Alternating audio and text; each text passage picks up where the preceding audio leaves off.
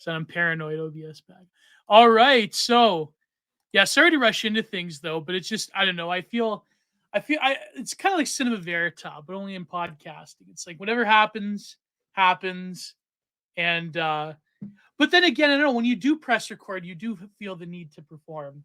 So I don't Mm. know. It's my No, camera's not on because my hair is all messy. I just woke up an hour ago. that's fine. I just, Yeah. I usually when I do my show as well, I get these beautiful nuggets of just intrigue from my guests before we go live, and I just say, just pause on that, freeze on that thought, man.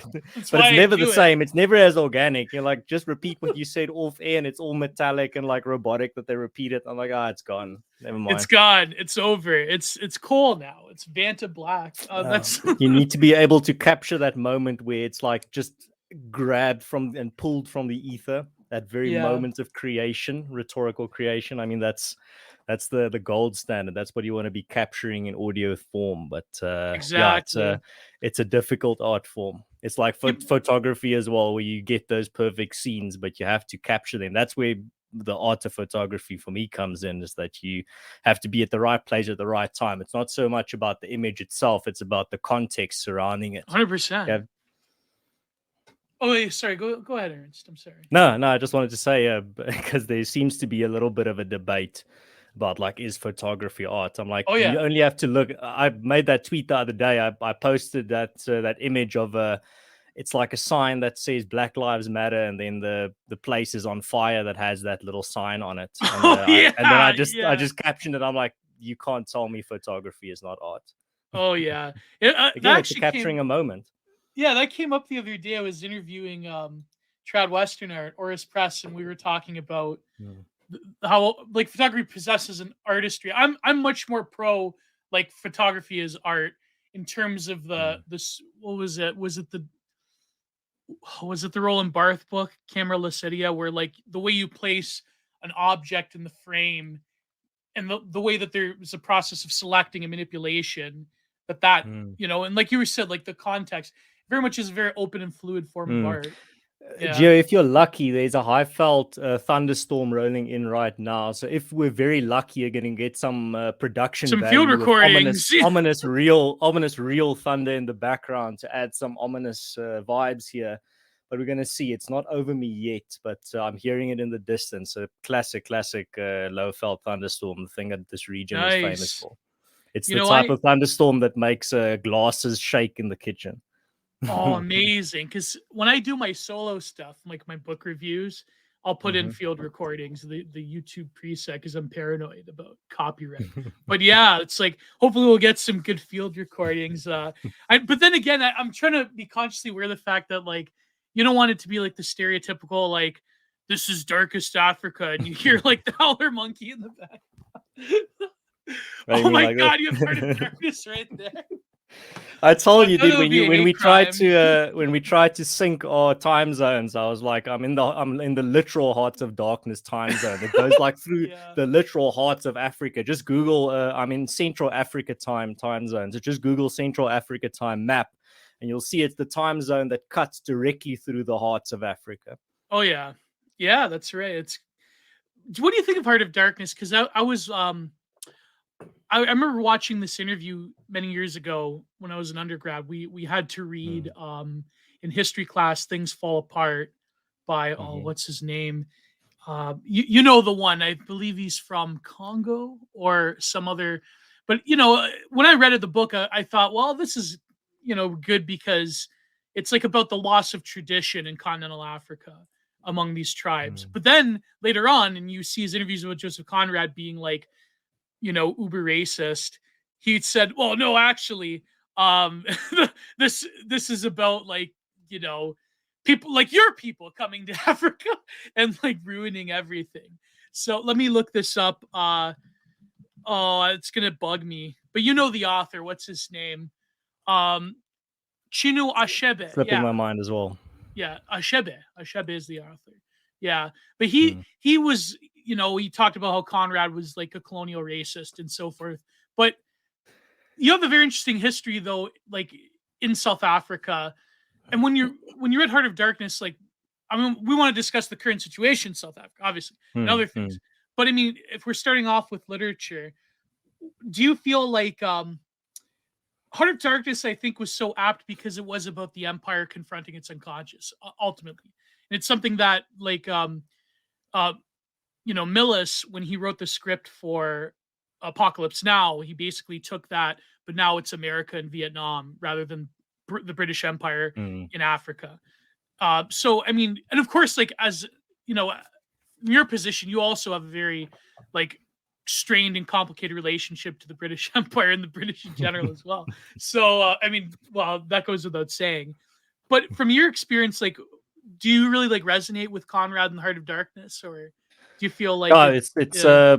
I actually got it as a Christmas present from my brother this past Christmas, and I'm actually quite surprised in myself that it took me so long to read it because I absolutely loved it. It's a very good capturing of a lot of themes in the heart of Africa that really touch to the core of what's going on here. I mean, I can't remember who said it. I'm very bad with quotes, but there's this one quote of like, Africa is the continent where the unconscious is everywhere, just below the surface. You just have to Mm-hmm. scratch a little bit, and you find all these unconscious forces that have been just buried away in Western civilization and in Western countries. You have to almost go on a mining expedition to find them in Western societies. But I mean, Conrad really explores some fascinating ideas in this book. I mean, one of them is the dichotomy between progress and the past, where Mm-hmm. he looks at all these peoples that they're encountering here in the middle of Africa, and he sees them almost living in as if they can feel the pulse and the rhythm of nature around them, and they are very clearly parts of the surroundings. And then he contrasts this with this image of a French ship that they just encounter off the coast of Africa, firing cannonballs blindly into the forest, into the Yeah. direction of an enemy it can't even see, almost like it's attacking the continent itself and attacking the jungle itself. And he contrasts this with just the natives there completely living in this different state and this different relationship with their environment. But he also comes back to the point that we as Westerners also lived in that type of state long in the heart of darkness long ago, but we kind of we've come to a point where we almost forgotten that fact. Yeah. I mean, he opens the book with with referencing the Romans arriving in like the British in Britain and finding like just this very hearts of darkness version of Yeah. Europe there. Yeah. So he makes a lot of very interesting contrasts, and a lot of it. I mean, one of my favorite lines from the book. I can't remember. I think I tweeted it out. I'll have to see if I can find it, because it very much cuts to the core of how temporary civilization and comfort is. Like the message of the book is basically the default setting of life on Earth is hearts of darkness. It's chaos. It's disorder. Exactly. It's danger, and we live in this tiny little anomaly. I mean, he sums it up perfectly. He writes, like a running blaze on a plain, like a flash of lightning in the clouds. We live in the flicker. May it last as long as the old earth keeps rolling, but darkness was here yesterday. I mean, that's good. Man, that's crazy. Yeah. I mean, the darkness being, like, I know, like, it would behoove me, like, I would have to do the typical, like, academic integrity thing and say that, of course, like, nowadays, that idea is like, exoticism, or it's the African equivalent of exoticism, Orientalism. It's like you're reifying these people as being wholly unconscious. But it's true. I think the quote you mentioned before, I think Young said something similar when he traveled to Africa. I forget exactly where. I think what it was. I think it was like West Africa. It wasn't North Africa, but he, was doing an ethnographic study there, and he wrote about the unconsciousness of a lot of the tribes people that he was interacting with, how they live through their unconscious rather than sort of like the predilections of like other civilizations who have managed to break free of it and like that. But then he was, of course, like, he had a kind of like a proto hippie attitude where he was like, well, actually, given their environment and set of circumstances, that's probably for the best. Whereas with us, the sort of conscious criticism we've developed has, clouded us for other reasons, right? But then but then even like just saying these things nowadays is sort of like taken up as, this is reifying people, this is racism. And so I don't know, what do you think of that? I also want to ask you about like the history, but I like this theme, the Heart of Darkness. So what do you think of that criticism? I mean, of course it's like that anything you utter about different peoples is going to be racist nowadays. But yeah. I mean, that just speaks of a clash of worlds. I mean, describing the clash that you're observing. I mean, there's no malice in that. You're just saying what your eyes are seeing. It's something that's very bizarre to me, specifically when people write, for example, about Westerners write about Africa in general. I mean, you have to understand these are people coming from a completely different world, describing something new that they're encountering, specifically in the time before, when Africa was still pretty much known as the Dark Continent, where, I mean, people literally believed there were monsters and dragons and all these types of beasts walking around here. And people believed that story because it was a dark continent information-wise. People had no idea what was going on. I mean, Conrad even alludes to this in his book where he says that we're the main character, but I know the main character is a little bit of a self-insert on him. It's based on his real life experience. I mean, he talks about looking at a map and there's a blank space in the middle of Africa that's unexplored, and he puts his finger on it. He's like, I'm gonna go there because we haven't been there. It's like that Faustian spirit. It's like, I'm gonna explore the places where no man from my continent has ever gone before. But yeah, I thoroughly enjoyed it, and at the same time I enjoyed it specifically because I like writing about the Westerners' experience in Africa. I mean, that's my whole thing, seeing as that's where the Africana identity pretty much rotates around, or this Teutonic people that have been formed by this continent for the past 400 years, about your 9, 10, 11 generations sometimes. I'm 9th generation, so my first ancestor came here in 1688. Before the Boer War and all that. You probably ancestors that fought in the Boer War. Yeah, Boer War is 1899. So that's 200, 300 years later. But yeah, it's a fascinating history that I actually used. I use it a lot in a lot of my writing, the history of the Afrikaners, to make a lot of points about the broader Western civilization. Because I mean, my favorite Afrikaans philosopher, unfortunately, has not been translated into English. Let me just check here if I can get no problem. So, well, we're not on video, so I don't have to show it. I can just tell you. So my favorite Afrikaner philosopher is N.P. van Wyk Louw, and he also wrote about the experience of the Westerner in Africa. But specifically, one of his most famous quotes was about the Afrikaans language, my home language, and the Afrikaner is his first language. And he said, and I'll translate loosely in my head, the Afrikaans language is the great bridge between dark, mysterious, and mystical Africa and bright, enlightened Europe. And it's the avatar between Western man and African man. Yeah. And it kind of gets to this point where it's a language that has roots in Europe, but it was formed and created out of brute necessity in Africa. So it's a indigenous African language that is technically rooted in Europe, but it is indigenous to nowhere else but here. So it's a fascinating story of a language that pretty much encapsulates the Afrikaner identity. And I mean, that's why Afrikaners are so sacred about our language, is the fact of specifically the story around how our language was formed here. And N.P. van Wyk Louw also wrote a masterpiece epic poem called Raka, which I have here on my bookshelf. I think it's been translated in English, but English copies are very hard to find. But it's a absolute it's the epic poem the Afrikaner culture deserves, if I can put it that way. It's an epic poem about this village in Africa, and there's this dark creature stalking outside called Raka, and the creature cannot enter the village walls without the people of the village letting him in.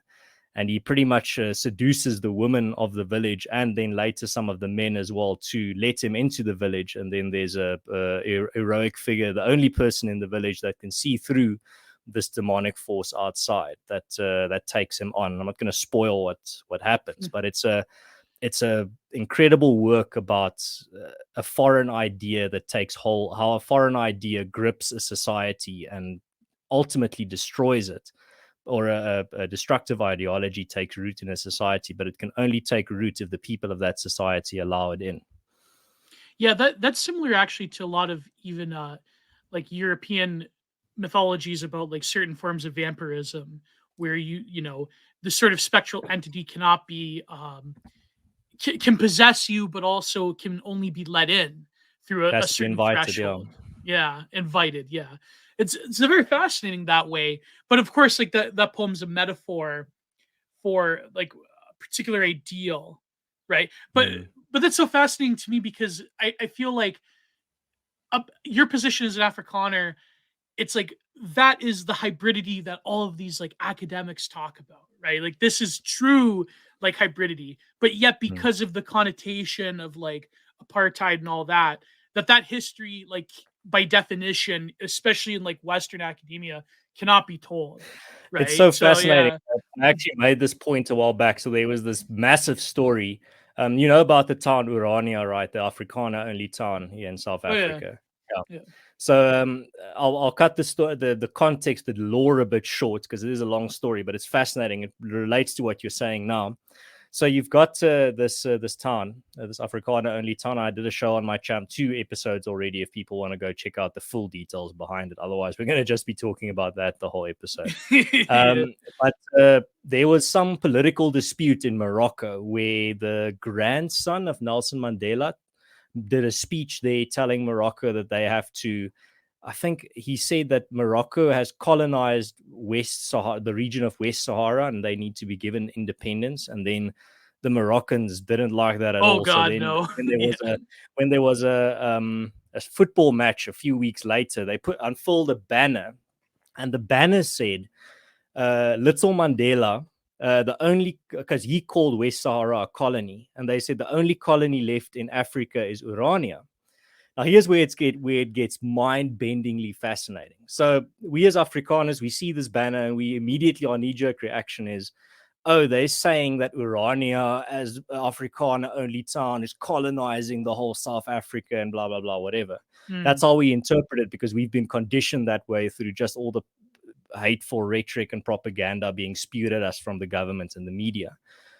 And then we start seeing the pro-Urania messages from the Moroccans, just overwhelming support, like independence for the Afrikaner and long live Urania. And then we realized we interpreted the banner wrong. What the banner is saying when it says Urania is the last colony in Africa is they're saying it is a Afrikaner town that's been colonized by the ANC regime.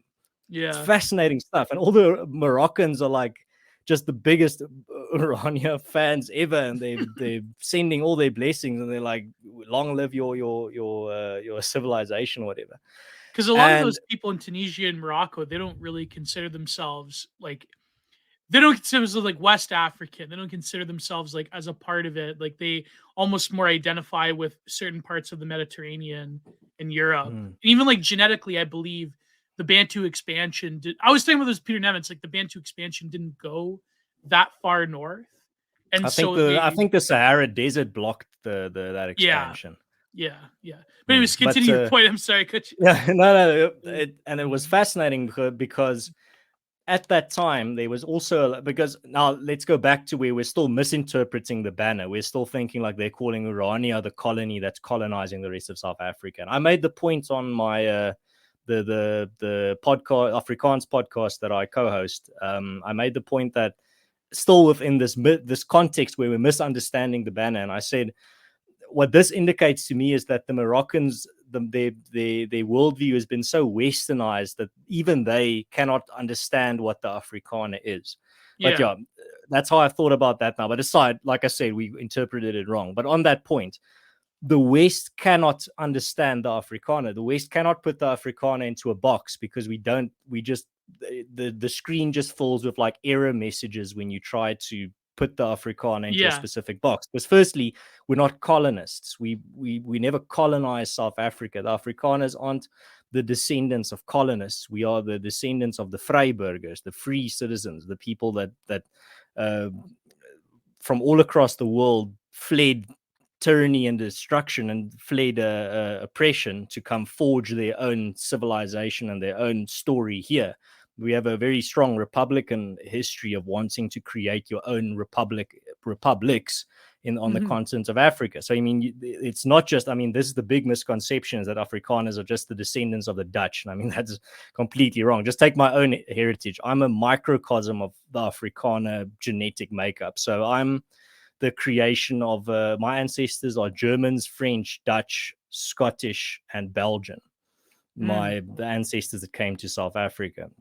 And that's the story of the Afrikaner. It's a mixture of Dutch, German, French Huguenots, and people from all across Western Europe that came to South Africa, the original people that came here to forge their own destiny here, not to colonize. That's why when it's so funny when people say, oh, you came to, you're the descendants of colonists. I'm like, well, whose colony were we? Whose colony were the Boers? I mean, we're the mixture of Germans, French, and Dutch mostly. We weren't sending resources back to any motherland, and our home countries pretty much cut off a lot of ties. In fact, they didn't want you. They didn't want you. I mean, those countries didn't. I mean, those countries didn't get embroiled in the Boer War. They didn't attack England when when the British Empire attacked the Boer republics. I mean, we got some support from Germany. We got some artillery from them. I know the Russians sent us some weapons as well. But I mean, it didn't pull those countries into a war, because the British Empire wasn't attacking a colony of another country. They were attacking independent republics inhabited by a folk that had no connections, that didn't consider themselves German, Dutch, or French anymore. Yeah, so they were suppressing like a free sort of like fugitive population, like the way they did with other tribes in Africa. Like that's what they thought of it as. So you've got to, I mean, you can go down that rabbit hole about the British view of the Afrikaners. I mean, the English word Boerish comes from the condescending view of the Boers from the British. I mean, they saw us as unsophisticated grunts, basically, that just that are frontiersmen but don't really think deeply, and only know how to shoot a gun and read the Bible. And that's, I mean, a stereotype that persisted for a long time. They literally did like the Obama quote about they cling to their guns and religion. Oh yeah, no, they did. But yeah, it's a fascinating history. Like I said, there's a lot to unpack. But just to finish off, because I want you to have a speaking opportunity as well. No problem. Don't worry. The Afrikaner is a fascinating specimen, because it's one of those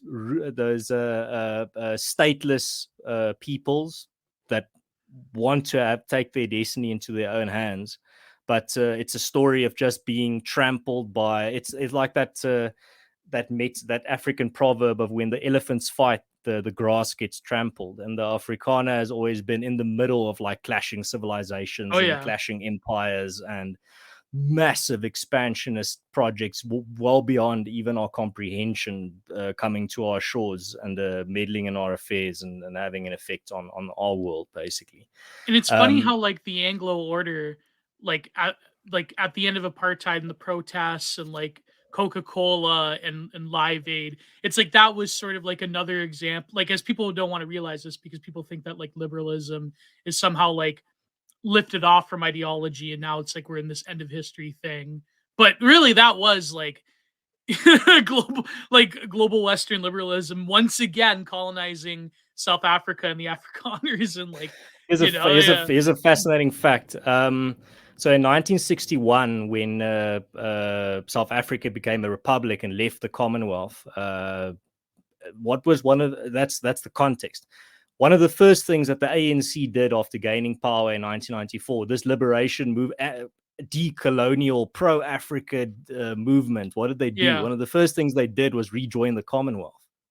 Oh, yeah, that's right. Recolonizing South Africa, basically. I mean, there's a lot of these ironies. I mean, I've also made this point of, I find it strange, but I also understand why. For example, African nationalists, a lot of them hate the Afrikaner, but I've told them, like, you'll find nowhere else an ally more tied to the soil of Africa and anti-colonial than the Afrikaner, if you can just get past that hatred.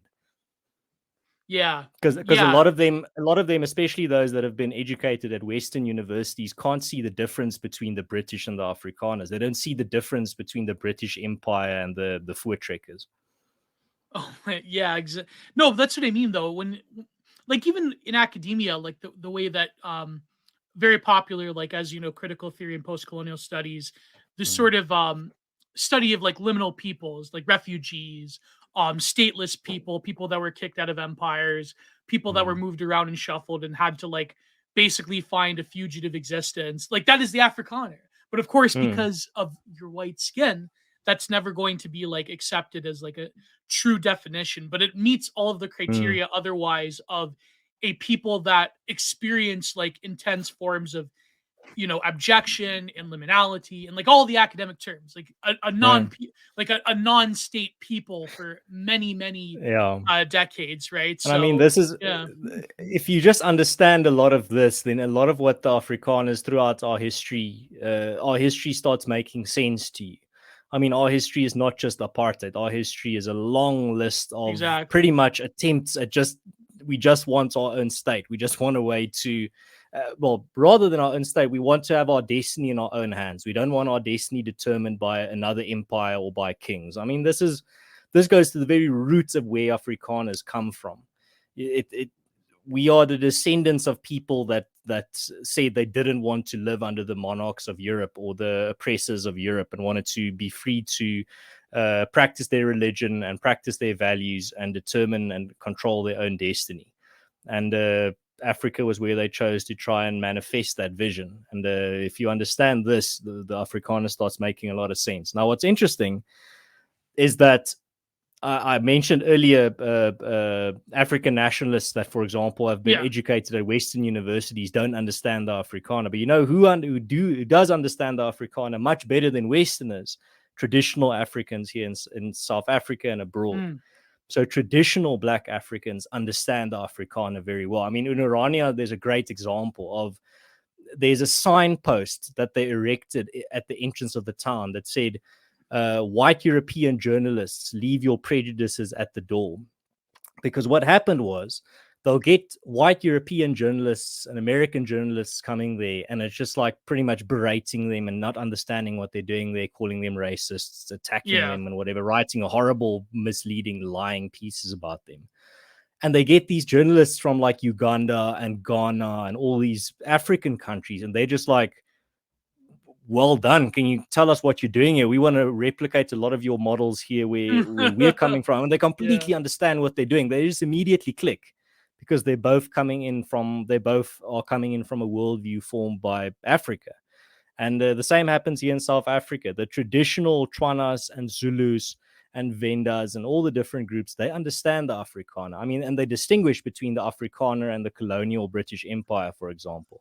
There was this great moment where the AfriForum, the organization that I work for, 2 representatives from our organization were invited to the Zulu King's birthday. And the Zulu King that is now deceased, rest in peace. They went to his birthday, and he rose his glass and he proposed a toast, and he said, and I'm paraphrasing because I wasn't there, but I heard the story. They said he raised his glass and he proposed a toast, and he said, it's amazing to be here in the presence of many friends that have attended here, and also specifically the representatives here from the Afrikaners, the only other nation that's defeated the British Empire in South Africa. Exactly, that's right. So, I mean, in traditional circles in South Africa, there's a lot of respect and understanding between the Afrikaners and the other traditional communities in South Africa. It's when South Africans become westernized, ironically, that they start seeing antagonizing the Afrikaner and not understanding our history and what we're about. And one last example of that is I have a Tswana friend. His Twitter account is WotenZA. And always talk about these things about culture and the relationship between the Chwana culture and the Africana culture and the history that's happened. There's a rich history there. Mm.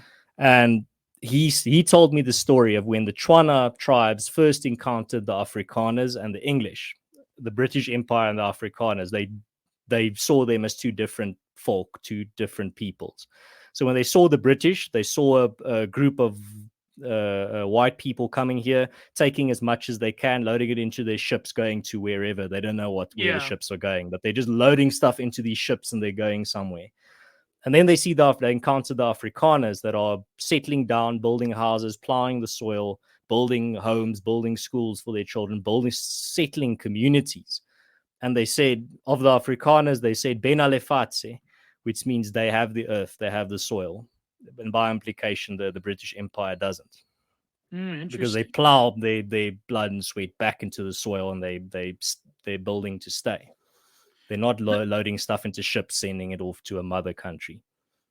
Exactly. But it's curious though, the language you're using, and I do want to ask about the apartheid system eventually. And I want to get to because recently on my show, I finished reviewing. I don't know if you know the author. He's from Cameroon, Akila Mbembe. He wrote I've heard you reference him on a lot of shows, but I haven't read any of his work. No. Yeah.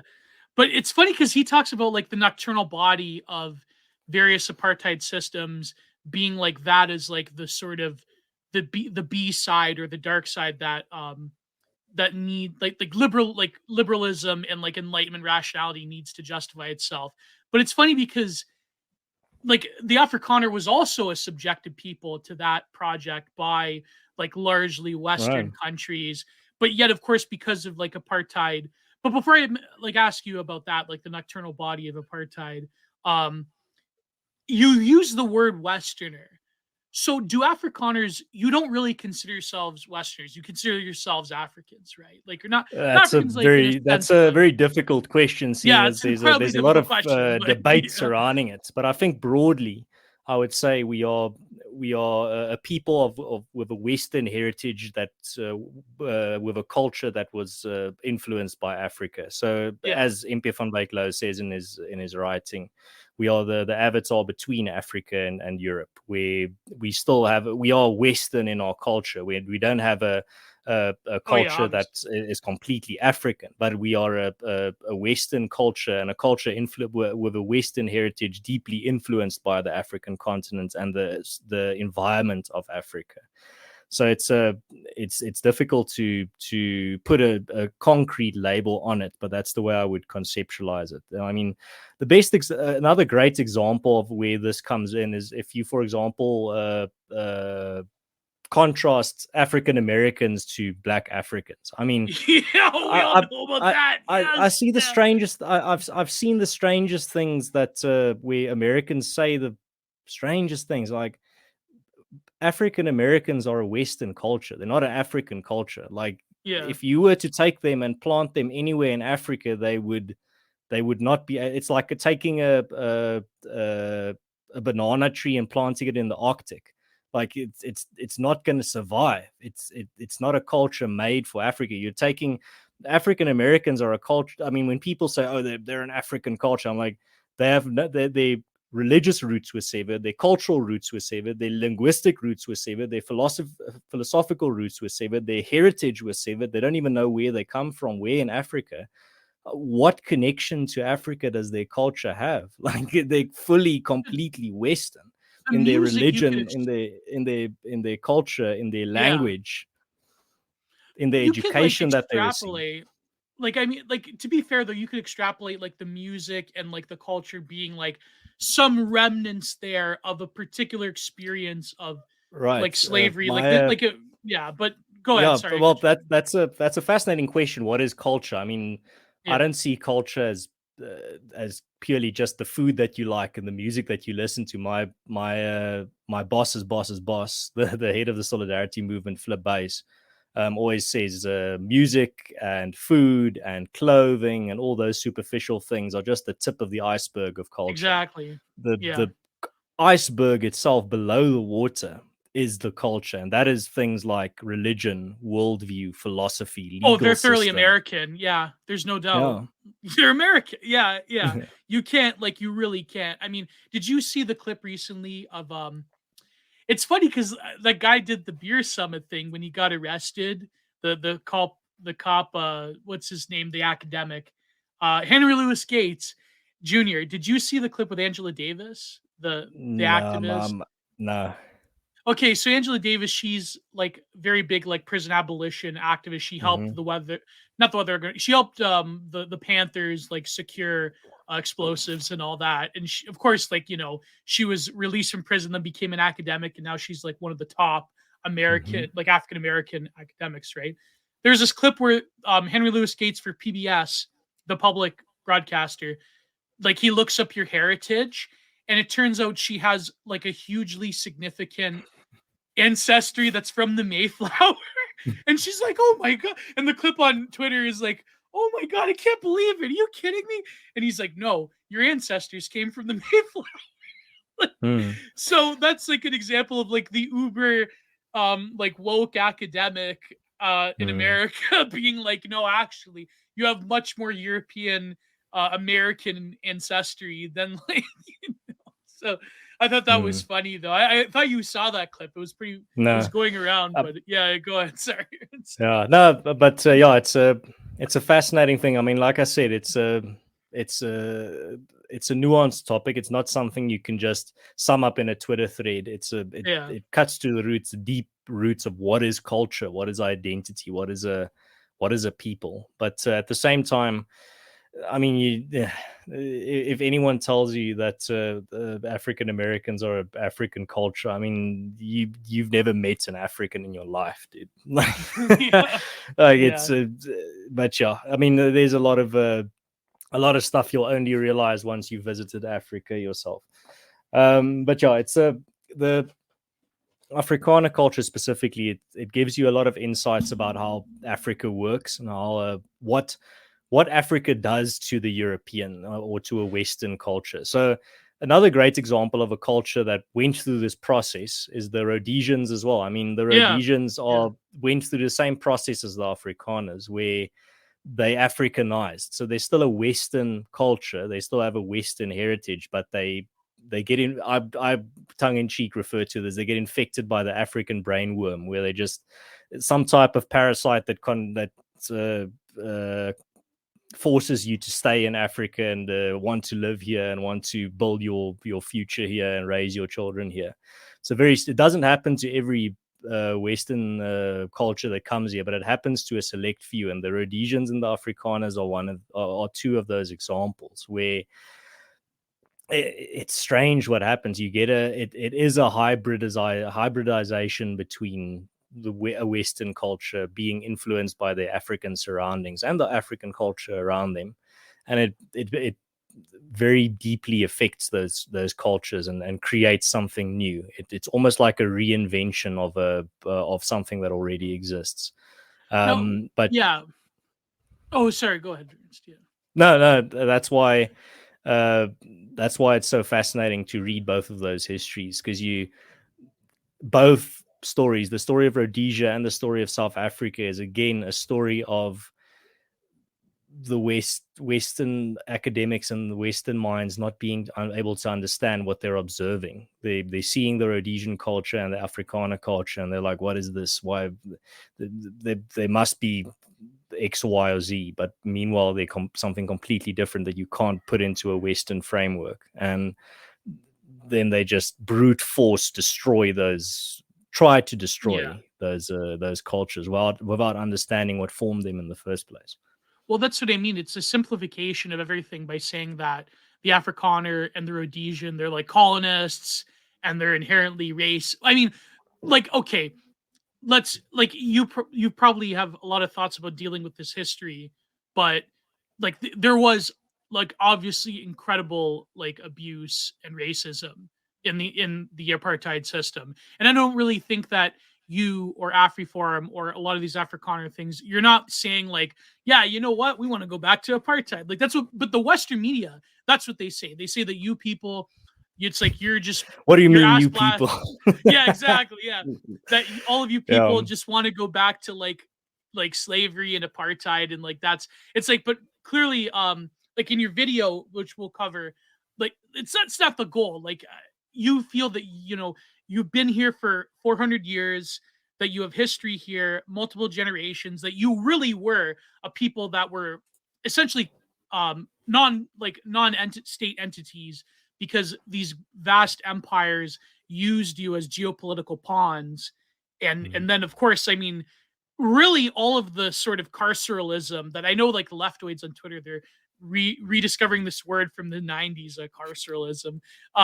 Like when you talk about the first carceral regime, look at what the British did to you. Like that was like literally the first time certain Industrial scale concentration camps. yeah, Yeah. exactly. Yeah. I think you could say that on YouTube. Yeah. It's the first industrial scale carceralism. Uh, Not the first, but one of the first, using like starvation as a tactic as well, targeting women and children. Taking Like, the spirits of your enemy yeah, through pretty much removing the objective. Like, exactly. That I was mean, like really there's this pioneer great of that. there's this great way that the Boers pretty much went about it. I mean, well, you're getting to a point where you are fighting just to preserve your freedom and your way to be able to have your destiny in your own hands. And now you're getting to the point where your women and children are dying in the tens of thousands in these concentration camps. Yeah. And then the Boers had to go sit down and decide, and they decided that the extermination of our people is not worth fighting the war to the bitter end, because we're fighting the war to the bitter end to preserve our people and our culture. Yeah. So, I mean, Which is really a hideous, ghastly wager when you think about it. But yeah, it's yeah. I But mean, it's you're pretty much taking your opponent has shown that he's willing to fight to the death for his goal, and then you just take his goal and you say, well, then I'll take what you're fighting for away from you if you're not willing to give up yourself. yeah, exactly. Um, but and you were saying like the language reflects this fusion as well. Are there like, I mean, there's so many languages around that area Mhm. of South Africa, but do you have you wouldn't describe Afrikaner as like a pidgin, right? But you would say that No, no. it's Like, what's the a difference language for that's people? developed. It was developed in the previous century up until an academic standard. I mean, we Yeah, developed yeah. nuclear weapons in Afrikaans. Yeah, yeah. No, but there's probably African like Yeah, phrases and different, there's a lot. yeah. There's Malay phrases, there's African phrases, there's French, there's German, there's Dutch, and there's there's and Khoisan as well. Yeah, yeah, yeah. Hmm. And that's what I mean. Like that's what's so fascinating about the history though, because given the context of like fighting for your independence, being a colonized people, like all of this is hitting the markers, like again, of like woke academia. But it's like, no, because of by virtue of the color of your skin and because of your genetics, then this is like, like but then to be fair though, like let's get into it. Because like the current situation, let's get into it as a little bit as well later. But when it comes to apartheid, when was apartheid like truly like codified, and when did the system come about? And I believe it was a reaction to like sort of the different disparate groups in Hmm. South Africa at the Yeah, the time. history about how it came about is a bit complicated. I don't have all the Yeah. things here. It would take quite a while to tell that whole story, but Oh it yeah. started in 1948, 1948 to 1994. 1961 is when South Africa became a republic, and you could say that's where the height of apartheid, the system happened. But I mean, segregation in South Africa, racial segregation is much older than Yeah. apartheid. I mean, Yeah. that's something that the British instituted long before that. I actually have a fascinating book here. I keep thinking that we're on screen because I want to show you, but it's called Apartheid: Britain's Bastard Child, and it's about Mm, the British Empire's influence in the creation of apartheid in the end. Fascinating story, but yeah, it's uh, in the end, what you're seeing with apartheid, when you said earlier It's a system that under which many atrocities were committed. It is an unjust system, and there's a lot of things to be said about it. I mean, firstly, it is the Afrikaner kind of making a wager with the devil in a certain way, because Impie van Wyk Louw writes a lot about this. I mean, but I'll get to that now. So, firstly, the main reason that firstly, why it didn't work, and secondly, why it's an unjust system, is that you're still using a central state to determine the destinies of other peoples. Yeah. So you're doing to other peoples exactly what's been done to you by other empires. And South Africa, for all intents and purposes, is an empire, a dysfunctional, messed up, weak empire, but an empire nonetheless. I mean, it's the size of Europe without Spain. So it is a bootlegged, weird ragtag empire, but the apartheid regime was an attempt to control that empire through a central state, and you're still determining the future of other peoples through a central state, and you're trying to micromanage it. But what's interesting is that the ANC is still doing the same thing. It's still just under a different tactic, still determining the destiny of different peoples under an imperial set of rules and an imperial system. I mean, the ANC since 1994 has enacted over 116 pieces of racial legislation. And my friend Russell Lamberti sums it up so well in the documentary. He says there's this big lie that South Africa has 11 official languages. That's nonsense. South Africa has one official language, and that's called English. And it's not by the choosing of the people. English is a minority language in the country, and it's only spoken really by the English-speaking minority, the descendants of the British here, and then pretty much the elites and the people that went to private schools and to English schools. But it's a minority language, but it's being forced down on everyone. And universities are being mandated to become English by the governments, and they're pushing out the ANC has no intention of developing any of the other indigenous languages in South Africa. Instead, instead of looking at Afrikaans' linguistic miracle of developing from a kitchen language to an academic language within less than a century, rather than looking at that model and saying, let's replicate this for the other languages that we have here. No, they rather just take away the opportunity from Afrikaans students to study in their home language. That's their destructive behavior. I mean, the ANC, for if you judge it by its actions and by its ideology and by what it does, is an anti-community, anti-culture movement. It is the grey massoning. It's almost like a radical anti-identity movement. It just wants to mesh everyone in South Africa together into a grey mass, and that was English-speaking secular grey mass. And that was imported. That ideal was imported to them by the West after like the end of apartheid, very quickly in the 1990s. Like rapid. I mean, of course, there was the groundwork being laid because a lot of for example, like a lot of academics in South Africa that were educated in the West, they adopted the sort of like the gray goo ideology. But I know like some people say that even Marxism had like some roots in the ANC as well. But I mean, now it's like basically trying to like literally like global gray goo liberalism. But I mean, if you just have a look at any ANC cadre, any ANC minister or ANC politician, they're like these deracinated urbanites that have no connection to any shred of culture. They're all just these these caricatures that if a Westerner were to create like a Build-A-Bear version of an African, they'd create an ANC cadre. They're just this deracinated, cartoonish version. No real connection to real, genuine culture or to anything organic. They're these cartoon versions of like what from a Western perspective, what a bug man. Yeah, pretty much. Yeah. It's in the regard. I mean, look at Cyril Ramaphosa, the current president's the best example. I mean, he doesn't speak with an accent of any of the other cultures in South Africa. He doesn't have an African accent. He has a private school English accent. He doesn't wear traditional clothes. he doesn't ever. I've never heard him speak in his home language. He only speaks English. He wears Western clothes, listens to Western music, quotes Western thinkers and philosophers.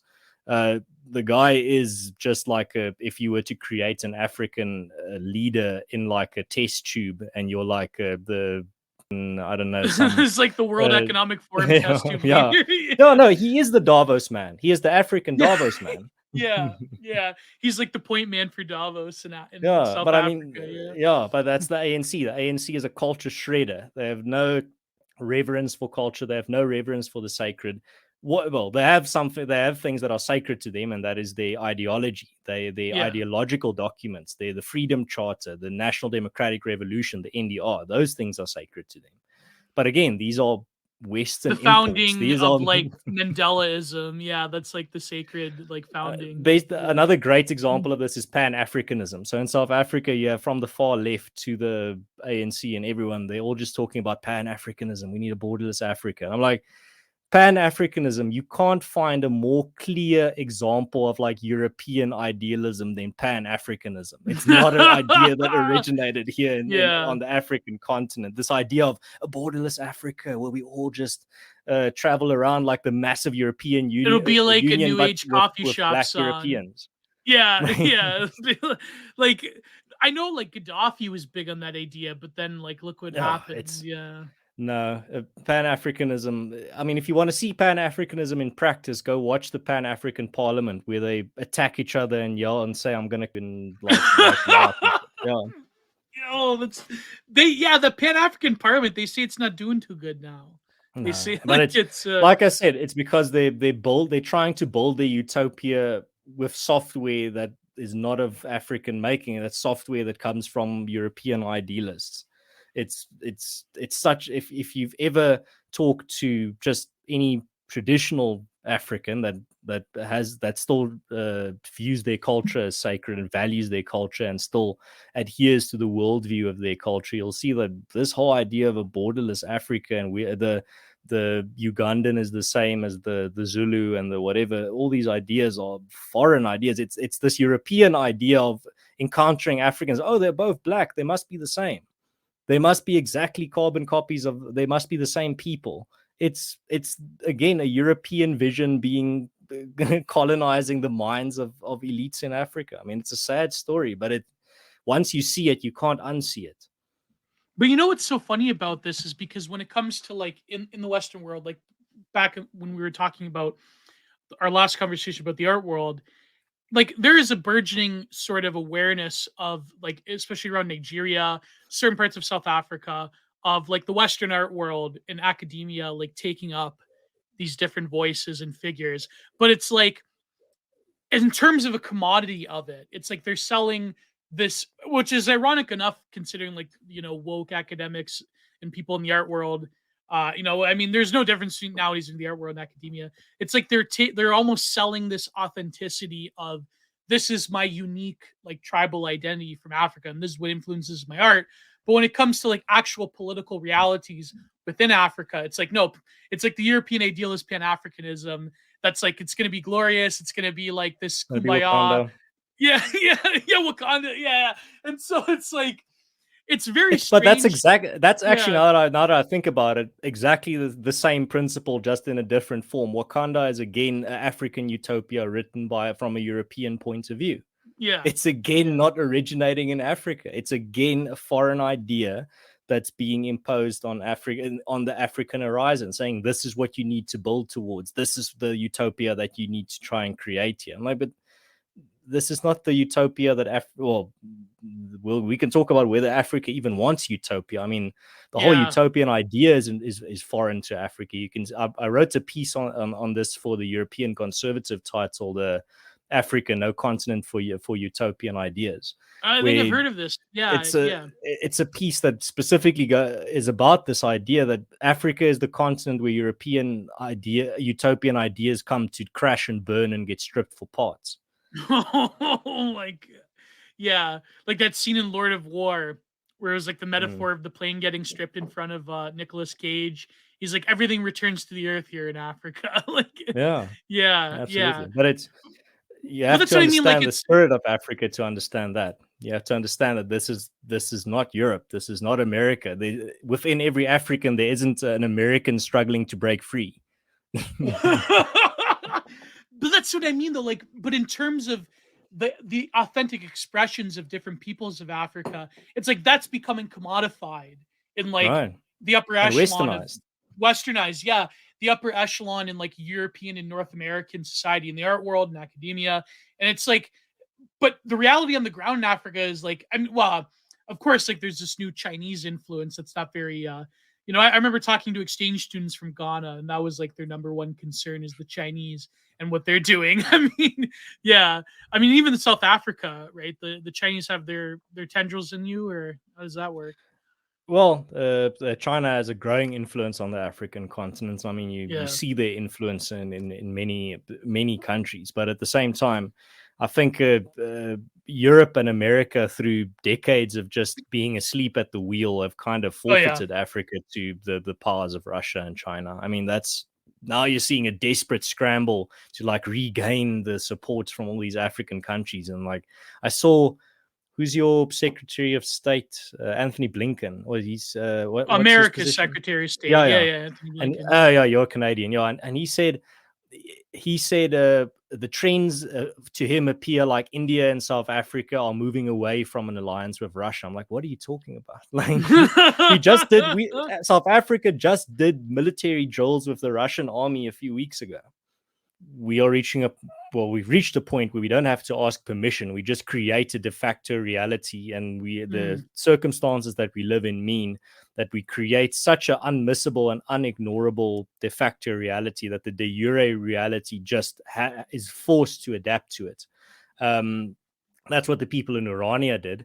They didn't go ask the government, can we build this town here? Can we do our own municipal? They just did it. And then when they did it effectively enough, they automatically got that status and Yeah, that acknowledgement from the authorities, even though they didn't have to ask permission for it. So it's a hard lesson to also learn, is that you can't keep waiting for some central authority or some authority even to come give you. That's what Russell Lamberti says in the documentary. He says you can't wait for someone to come give you a nice political order. You're going to have to build it yourself.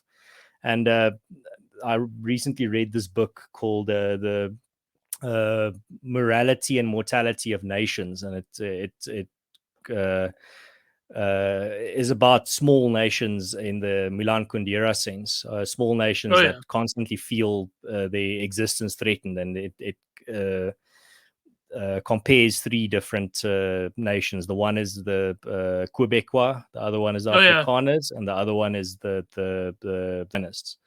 And what's interesting is I can't remember in which chapter he makes the point, and he says one of the big risks that all these movements that try to create their own state or try to create their own whatever you want to call it, they want to create their own country or whatever. The big risk that a lot of them don't consider is that you end up getting your country and you can't fill it, or you yeah, not literally, but like you don't it's not filled with anything. You get like a patch of desert, but there's no institutions there, there's no schools there, there's nobody wants to live there, and then you lose that dream. So you put the cart before the horse, and that's the big problem, is that a lot of people in South Africa, not excluded, you have people that just want their political order. They just want a country. They just want their own little state where yeah, they can, but they're not willing to build it. They just want quite lit. Maybe it's a bit superficial to call it this, but they just want their little border demarcated patch on the map, and then everything will be fine. Not asking the question, what's that patch of earth going to be filled with? What's that patch on the map going to be filled with? And if you can't answer that question, your project is going to be doomed from the start. So our approach is not to demand some demarcated piece of land and say we want our own country here. Our approach is to just build a reality by organizing communities, building institutions, connecting those institutions and communities, creating the reality first, and creating the everything you pretty much would have in your own country or in your own state of affairs where you have control over your destiny, but without having your own flag and without having your own borders. But it's unfortunately a type of conversation that a lot of people get lost in. So rather than talking about okay, so these are the institutions we need to build, these are the traditions we need and values we need to espouse, these are the type of community safety structures we need to build, this is how we're going to take control over water, this is how we're going to take control over electricity, a lot of people would rather fantasize about this is what our flag is going to look like, this is what our national anthem is going to sound like, this is what our national animal is going to be, this is going to be, oh, there my power goes. There you go. Just 1 second. My Wi-Fi is lasting. Cool. All right. No, then everything's fine. Collapse happens one incident at a time. Collapse happens through many things. The accumulation of many failures. The planes starting to collide on the runway, trains getting derailed, pipes bursting, a gravestone that was graffitied and not cleaned, shops getting looted, a house getting robbed in your street, a second house getting robbed in your street, a third house getting broken in your street, buses getting later and later, trains arriving later and later. This is what collapse looks like. Collapse is not like an explosion that goes off. Collapse is like a car crash in slow motion. You see but like very, very slow motion, like slow-mo guy's YouTube channel slow-mo. Yeah. Like you see the car approaching the wall, and then it's so slow that the car almost looks like it comes to a stop. And then you see the tiniest little shred of like compression happening at the front of the vehicle. And it's like this very, very slow crash. And that's what collapse feels like. It's not a bomb that goes off. And it happens little incident by incident. And you're seeing it very slowly happening in Western countries. I mean, you see it in America with the derailment of trains and planes colliding on the runway, but it's something that takes a very long time. It's not something that's going to happen tomorrow. It's not going to be something that happens in the next few years. It's something that is and I'm talking about specifically in Western countries. It's something that really takes its time, and it's something that the people that live through the collapse almost don't realize what's happening. They just see it as an accumulation of crises and the accumulation of inefficiencies and the accumulation of incidents. I mean, the people living through the collapse of the Roman Empire, they weren't writing about the collapse of the Roman Empire most of the time. Right. They didn't even realize it was happening until the accumulation became so much that it was too big to ignore. Yeah, 100%. Yeah, exactly. And also like the collapse rhetoric, it does sort of underestimate like the power that the state still possesses, even if that state is like quickly approaching like, a semi-failed state apparatus. There still is going to be enough there. Even like, political scandals that have happened in South Africa, like it just there tends to be sort of like an elasticity to it. Like I'm thinking of like all the scandals that like Jacob Zuma was a part of, But yeah, but let's end off on that. What's your opinion on Jacob Zuma? Do you think they did him dirty, or like what's going on there? Like no, well, my opinion is not going to line up perfectly with the mainstream, but it's also not going to line up perfectly with the fringe. I mean, Jacob Zuma is just as corrupt as the best of them. He's a typical ANC cadre. I mean, the guy wasn't some savior. He wasn't some great strategic genius. I mean, he's just the typical scapegoat that's being happened now. So while you can only understand Jacob Zuma and what he did if you contrast him with Cyril Ramaphosa. So this is the dichotomy. Jacob Zuma is a culture man. He, like earlier, I talked about how Cyril Ramaphosa doesn't have a cultural bone in his body. Jacob Zuma sings in Zulu. He speaks Zulu often. He wears the clothing. He wears the clothing, and he has a Zulu worldview. I mean, you can hear it culturally. He is connected to the worldview of his culture and of his people. But at the same time, he's a corrupt politician, and I mean, he's still an ANC cadre. He's not a based trad Zulu guy, but he has a connection to the culture. But he speaks with a thick accent. He, like I said, he dances and he wears the traditional clothing and the The white English liberals don't like that. They don't like that one bit. It scares them. Exactly. I mean, Yeah. Robert Daigen, Robert, he sums it up very well. He says, the liberals' tolerance for culture ends at beads and now and then a little bit of a little proverb here and there. That's where a tourist trinket. Yeah. That's where culture ends. After that, it becomes scary to the liberal. After that, they become uncomfortable and start fidgeting in their chair. But that's whenever you hear liberals talk about Jacob Zuma, you hear them talk about this guy that they imitate his thick accent and they mock him for the way he danced and the way he spoke in Zulu and that he struggled to count.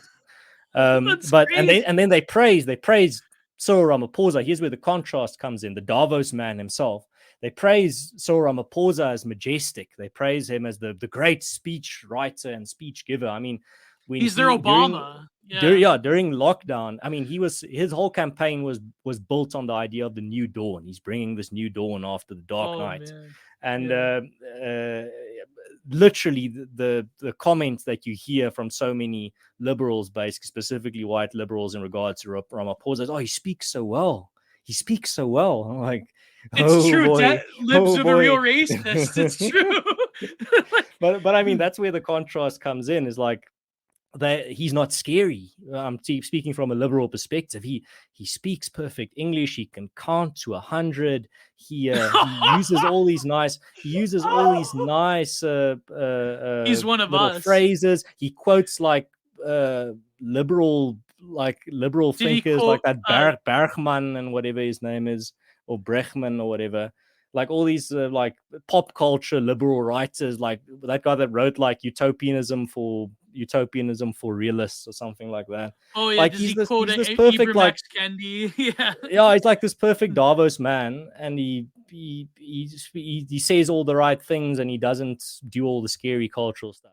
Thank you for listening to the Content Minded podcast, where every Wednesday there are interesting guests, amazing ideas, solo streams, and discussions on a diverse array of topics from art, philosophy, history, and more.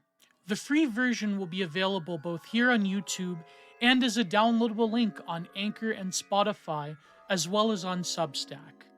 Each week, the full, uncensored, and spicier version will now be available on both Patreon and Substack, where you will have access to the full archive of both Content Minded and of Giant Reviews, where I break down interesting texts every week, including other exciting paywalled articles and good content. Thank you all. Please like, share, and subscribe. God bless. Goodbye. Help keep the content renaissance alive. Too sweet.